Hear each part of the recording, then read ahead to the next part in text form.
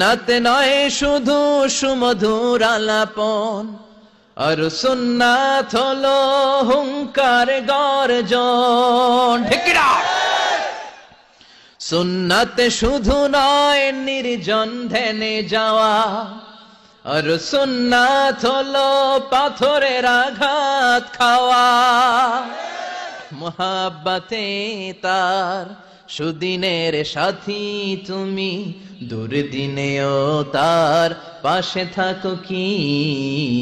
আরো কিছু সুন্নাত আছে তুমি জানো কি, জানলেও জীবনে কখনো তা মানো কি। সুন্নাত নয় শুধু দাওয়াতের মেহমান, সুন্নাত নয় শুধু খাওয়া শেষে মধুপান।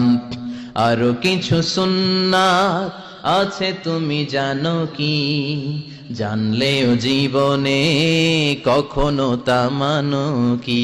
চিল্লায় বলেন ঠিক কি না?